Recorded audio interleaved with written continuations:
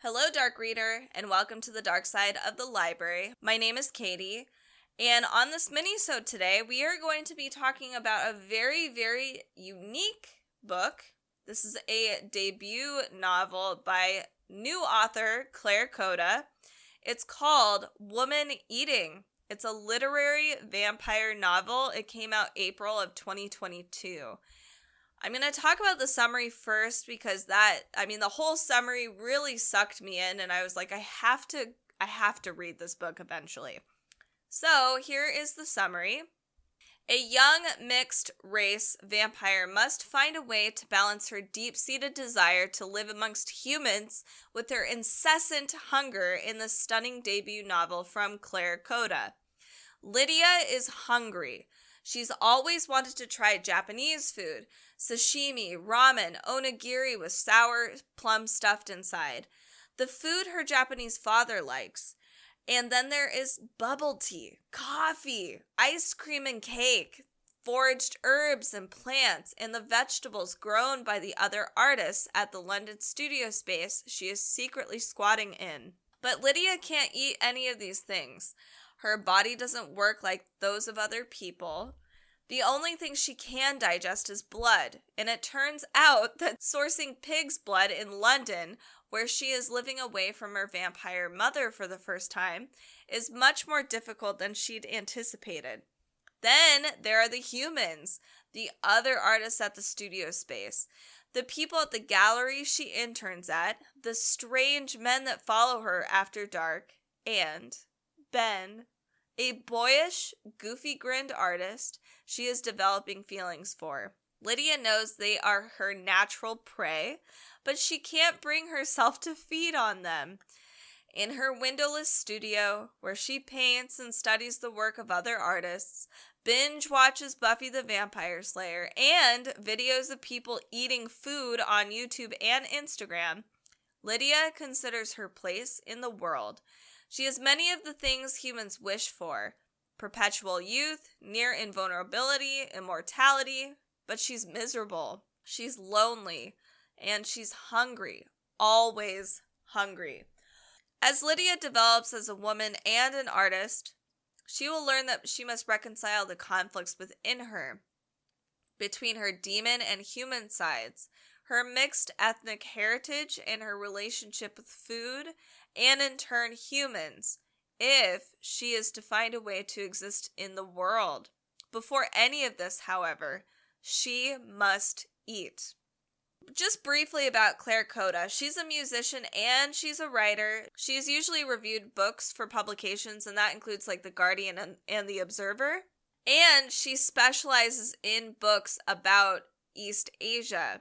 She's also, because she is a musician, she's played in the London Contemporary Orchestra, the English Chamber Orchestra, and on various film soundtracks, plus more. So she's very new in the writing world, and I'm really excited to see where she goes. So now I'm going to tell you about my thoughts on this book, and I have to be totally honest with you. It's been a little difficult to kind of put it all together. There are a lot of layers to this book that you wouldn't ordinarily think. It's very philosophical. There's a lot of symbolism. It's quite deep, even though it's not that long of a novel. It only is about 240 pages. It's very easy to breeze through it. There's really not a whole lot to spoil in this novel because, first of all, this is basically a narrative. I would call this a character study, and I'm realizing that I prefer this kind of novel. I like really strong characters, and honestly, the story, most of the time we get stories that have happened all through time. There's really not an original story out there, but characters are where it really matters. I like Lydia. I think she's a really relatable character. So the first thing I want to talk about is that this book is very it's human, which is hilarious because we're talking about a vampire. So it's very tragic too. It's funny. It's weird. Like if you were ever one of those weird kids, which, I was, you probably were too. And it's fine. We were weird. Maybe we still are. I am. And I would imagine it's exceptionally weird being a vampire in a world like today, and that's what we're going through. But we talk about these really serious issues like race, body image, sexual abuse, and she touches on all of these things really subtly, although except I would say body image might be a little more prevalent, and maybe that's because that's something that I've thought through, but like even issues of disability, a lot of those things are touched on in this book, and it's done just so lightly that it could go unnoticed if you're really not paying attention. So the reason why it was really hard for me to kind of come up with my thoughts is that I did decide to go read some reviews of this book, and it led me to an interview of Claire Kohda's talking about a woman eating, and then I just went in a huge deep dive because, again, this book has a lot of really serious issues, but it's lightly touched on. But for Claire, they're very serious, and they're things that we still deal with today. And one thing I did notice while I was kind of skimming all of the reviews was that there's a division. So we have, or there's a lot of middle of the road stuff. I think I know why. So my husband and I, we love watching movies that are similar to this. They could be really deep and philosophical and sometimes absolutely surreal and obscure and maybe borderline unenjoyable because it's like, do I need a textbook to understand this? I hope you know what I'm talking about, those kinds of movies. We like torturing ourselves with those kinds of movies. And to me, that's Stanley Kubrick. So Stanley Kubrick, yes, he is hands down a fantastic director. Lots of people love him. He's an icon in the film world.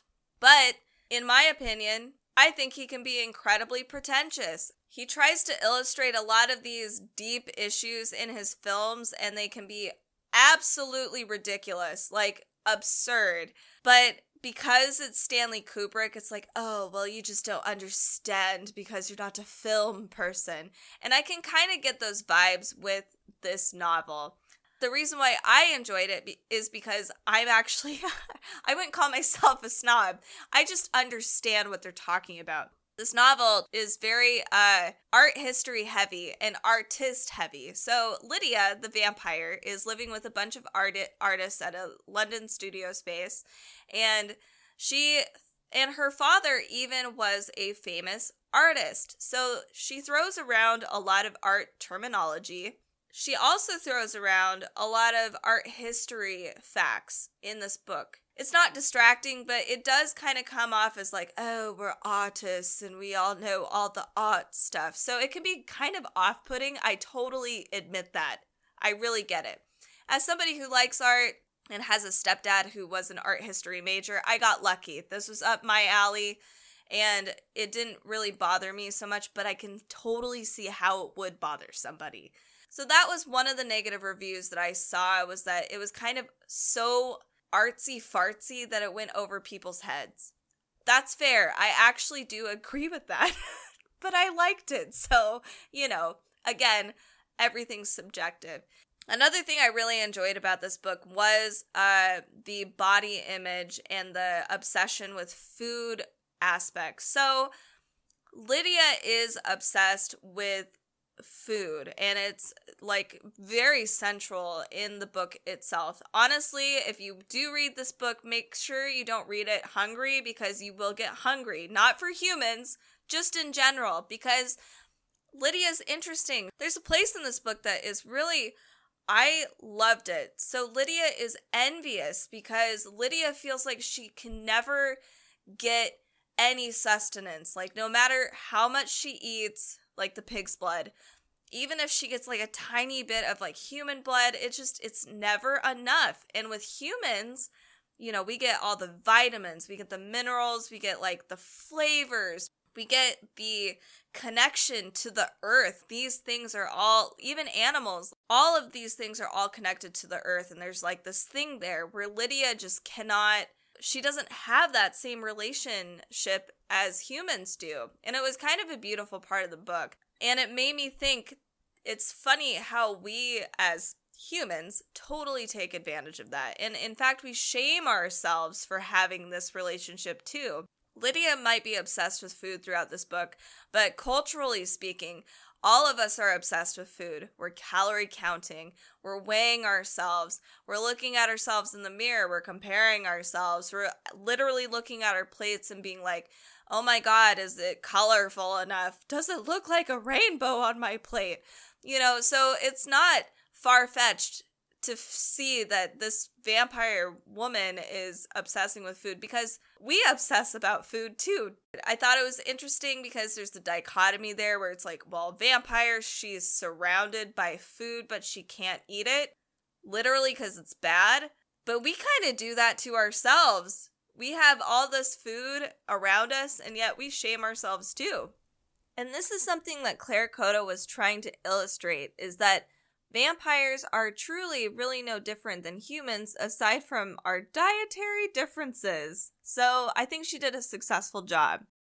This book is, it's not like, an action-packed vampire novel. It's very romantic. It's a bit sad and woeful, and it's kind of, for a lack of a better term, a little emo, and that's fine. I was kind of feeling a little dreary. Seattle's been really rainy. The next thing that I enjoyed about this book was the romance, which is hilarious because I think I've been knocking relationships in books for a while, but this one I enjoyed.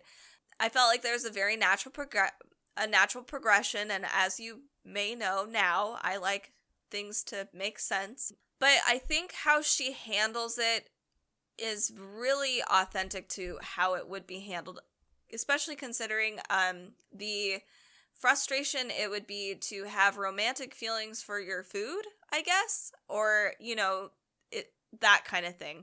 I like how Lydia likes to rationalize certain parts of the relationship or how it could potentially develop.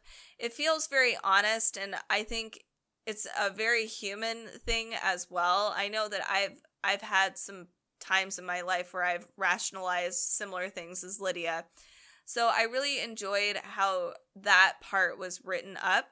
And another relationship I enjoyed, and I wished it was expanded on a little more, was Lydia's relationship with her mother. It's interesting because since this is from Lydia's perspective, initially at least I didn't have a good perspective of Lydia's mother. But as time goes on, I think as an audience member, we start to wonder, was Lydia's mom a bad person, or was she, a toxic person for Lydia, or was she just protecting Lydia?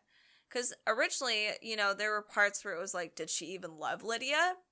But there's a lot of cool, interesting dynamics there that I felt like is really authentic as far as like a parent-child relationship and coming of age too. As you leave for college, for instance, there's a lot of things, you start growing up a lot and you realize that your parents are human, and there's kind of a bit of this mourning process where you're in denial or you're mad and all this stuff, and finally you recognize and you forgive, where our parents are human. And I think there's kind of a bit of a similar theme going on here with Lydia and her mom, where she's really resentful and bitter, but over time there's like some recognition that her mother does love her. Speaking of her mother, there's a lot of interesting stuff that, as far as being multi-race, that was really cool in this book. So we're talking about colonialism and how that affected her mother in particular, but in essence, it also affected Lydia as well. And we can still see these kinds of themes today without the vampire thing. Add on vampire, and I can't imagine how awful that would be. So that was an interesting thing. And if you look in our show notes with the interview or with Claire Kohda, we get more insights into that. So for instance, one of the parts in the interview says that Lydia's mom, Julie, believes that vampirism is a curse inflicted on colonizers as punishment for taking what was not theirs. And that's similar to like Dracula, the novel. And Julia describes the curse as spreading like a disease. What Claire Kohda wanted to convey was that vampirism would have come from a place of an imbalance in human society from something that took place that was so wrong, and it manifested into a monster. Like, it wasn't a specific person that started it all. So there's a lot of really cool, interesting layers in this that I got in the book. You know, this was really important, but when I read the interview, it really solidified this really unique thought of vampirism. Now, the one thing that I wasn't a huge fan of is that there were plot holes in the story. Because this is a narrative and we're getting we're getting a lot of insights into Lydia and her perspective as being a vampire and whatnot. There were some places where I was like, okay, I don't understand why this particular thing is happening to her. And I wish that there was more information about it. There's one particular scene, and I feel like it's a spoiler, so I don't necessarily want to ruin it. But there is a part where she comes very close to somebody, and that in turn did not flare up what she calls her inner demon. She actually starts to feel more human. And I feel like if maybe I read it over again, there's probably some symbolism here that maybe I might have missed, but because I kept thinking vampire and, you know, she wants food all the time, I wasn't necessarily getting the deeper symbolism aspects there. But there are other kinds of plot holes where it's like, but wait, isn't she a vampire? And she's always said X, Y, and Z about things. But that was kind of so small to me. Some things that maybe made it so it wasn't as memorable to me it felt like Lydia was just like, oh, woe is me, a little too much. I felt like maybe the humor was really dry and it took away from some of the entertainment, but it still was decent. It's still a fairly decent read. One other thing I enjoyed, and this will be my last bit, was I really liked, because, you know, with vampires, you know, and they feed on people or things or whatever, there's always like something really spectacular about it. I really liked the fact that with vampires here, and she made it so appealing to me. It's like, not only is it just like this amazing, it's not just flavor, it's like you get the actual memories of people by ingesting their blood, and animals too. So it's like all encompassing. And, you know, when you have fresh versus not fresh, there's a whole different sensation, which I thought was really cool, really well thought out. And the imagery throughout this book was really beautiful. This episode is going a lot longer than I had anticipated. I haven't touched on the other topics like misogyny, the abuse, or disability at all. I barely touched on maybe like the parent-child relationship, which could lead into the abuse conversation. There's just not enough time. Clearly, though, this book has had quite a bit of an impact on me. This is still a vampire novel. We still have things like the blood and the gore and the needing to feed, and it's still very, very dark. Don't get me wrong. But there are important topics that are being touched on in this book that gives us a different perspective, or maybe just has given us a place to be able to think about this in a different light. So those are some of the things this book has done, but again, I could probably go on forever about all of the different themes, because it is really kind of, for such a short book, there are a lot of powerful topics. If you're looking for a bit of a sad and woeful, romantic, definitely literary, and quite beautiful, a character study kind of vampire book, I do recommend this book. It's called Woman Eating. This is by Kohda. It's a very unique vampire novel. I've never read anything quite like this. And the fact that it's set in a modern, like today, I mean, she's on Instagram, binge watching food videos, which I think is hilarious.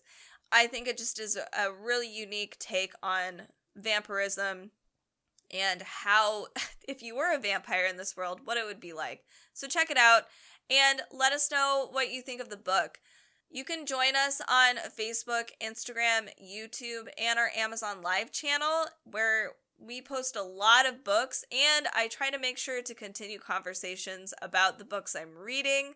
So make sure to comment and let us know what you think about any of these books, or if there's a book you guys want us to check out. If you like this podcast, share with your creepy loved ones, and make sure to rate and review on your way out. It super duper helps us. And check out our show notes if there's any books that are of interest to you. So if you do end up buying any of these books, we might get a few cents, but that has no bearing on your price. It just helps the podcast stay afloat so we can keep curating these dark reads for you.